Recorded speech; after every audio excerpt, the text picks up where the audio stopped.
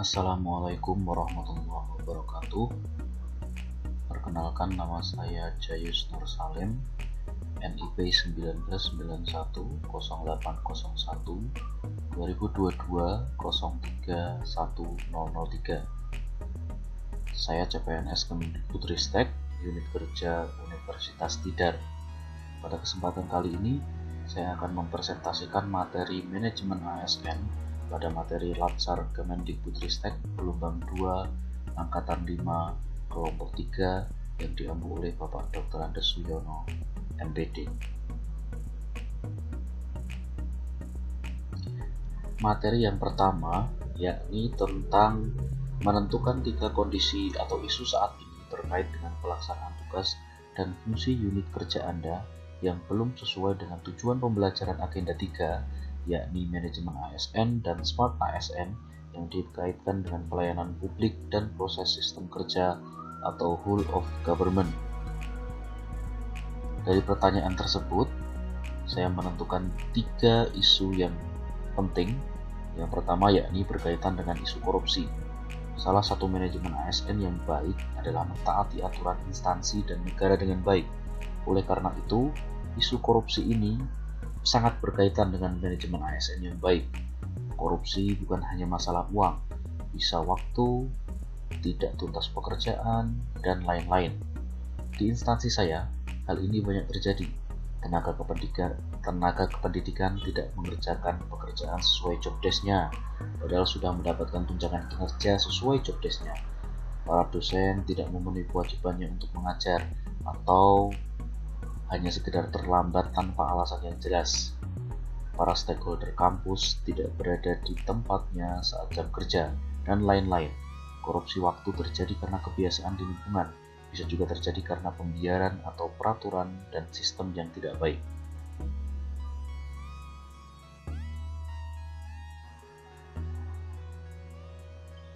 Isu yang kedua yang menurut saya terkait dengan manajemen ASN yang baik adalah masalah etika bermedia digital. Salah satunya adalah pelanggaran etika di dunia digital tentang ujaran kebencian atau hate speech.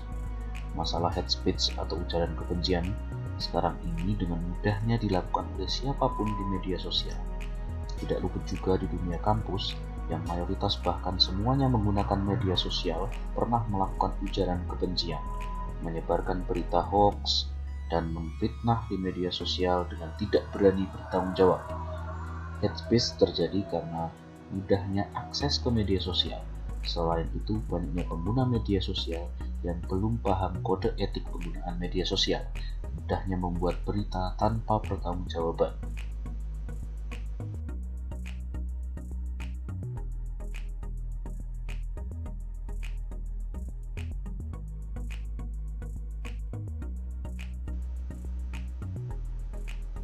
Isu yang ketiga tentang manajemen ASN yang baik adalah tentang radikalisme.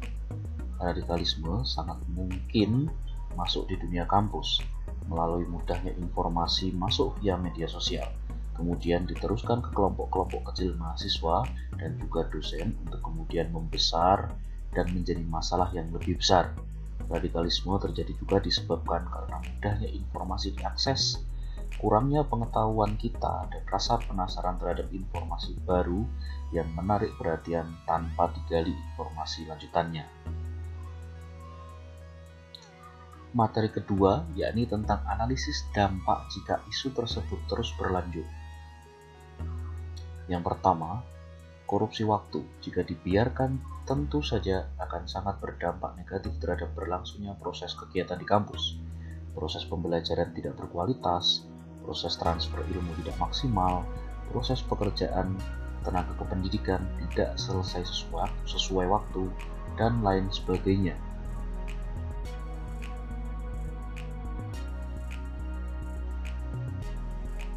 Yang kedua, masalah hate speech jika dibiarkan akan sangat berbahaya. Penyebaran berita hoax akan jadi ujungnya, dan pertikaian di media sosial akan sangat mungkin berlanjut di kehidupan nyata. Tidak sedikit kasus perang atau konflik perkelahian antar suku kelompok terjadi karena diawali dari ujaran kebencian di media sosial.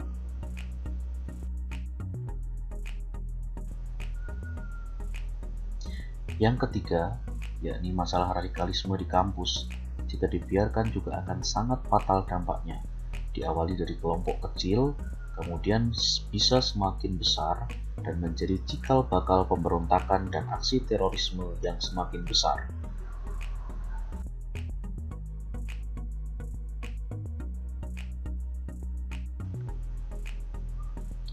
Materi yang ketiga adalah menganalisis dari ketiga isu yang ada menggunakan analisis USG, urgency, seriousness, dan growth.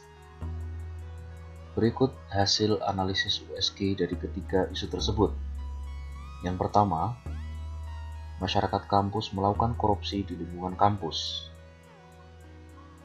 dengan nilai urgensinya 5, karena masalah ini dirasa sangat urgent karena banyaknya kejadian seperti dosen mangkir ngajar, tendik tidak mengerjakan sesuai job desk-nya, juga banyak terjadi.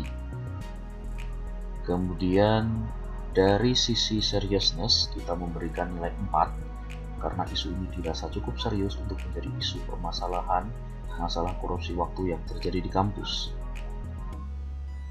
Dari sisi growth atau perkembangan, kita berikan nilai 5 karena isu ini dirasa akan menjadi fatal jika dibiarkan terus-menerus, akan menjadi kebiasaan buruk dan membuat pekerjaan tidak optimal.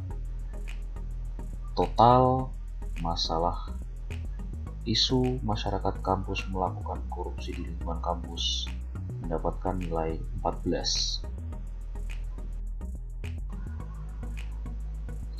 Yang kedua, isu masyarakat kampus melakukan hate speech di media sosial. Untuk urgensi, kita beri nilai 4 karena dirasa isu hate speech ini cukup urgent. Dari sisi seriousness, kita beri nilai 3 karena meski urgent namun masih berimbang antara pengguna baik di media sosial dengan yang melakukan hate speech. Dari sisi growth, kita beri nilai 4 karena dirasa cukup mengkhawatirkan jika kejadian hate speech dibiarkan akan berkembang menjadi hal buruk dan fatal. Totalnya nilainya 11.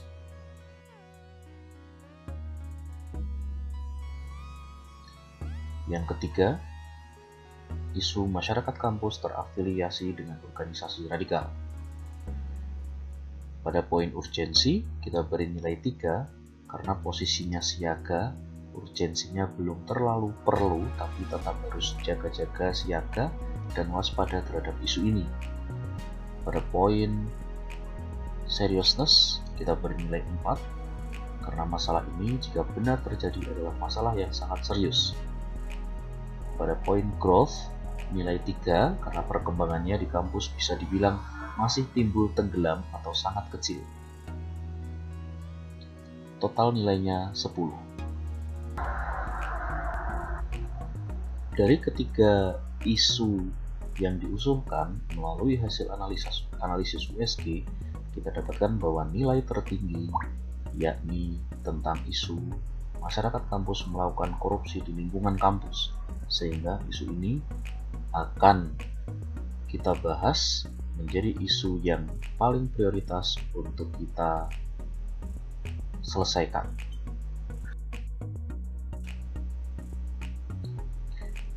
Pada materi keempat, usulkan gagasan kreatif Anda untuk memberikan solusi terhadap satu isu prioritas tersebut.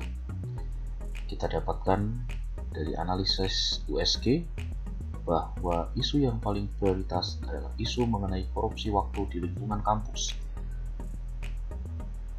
Sehingga penyelesaiannya adalah masalah korupsi waktu di lingkungan kampus, solusinya dengan membuatkan sistem terkomputerisasi untuk meminimalisir tindakan yang mengarah ke tindakan korupsi apapun bentuknya di lingkungan kampus. Salah satu judul sistem tersebut adalah Sistem Pendataan Kinerja Dosen dan Tendik di Lingkungan Kampus. Sistem ini meliputi pencatatan jam masuk kerja, jam istirahat, jam masuk setelah istirahat, jam pulang kerja, pencatatan jam mulai dan selesai mengajar. Untuk Tendik, pencatatan mulai dan selesai pekerjaan setiap hari, target pekerjaan yang didapat dalam sehari, Output dari sistem ini adalah laporan kinerja pegawai dosen dan teknik yang akhirnya dijadikan referensi untuk tunjangan kinerja yang benar-benar sesuai kinerja pegawai.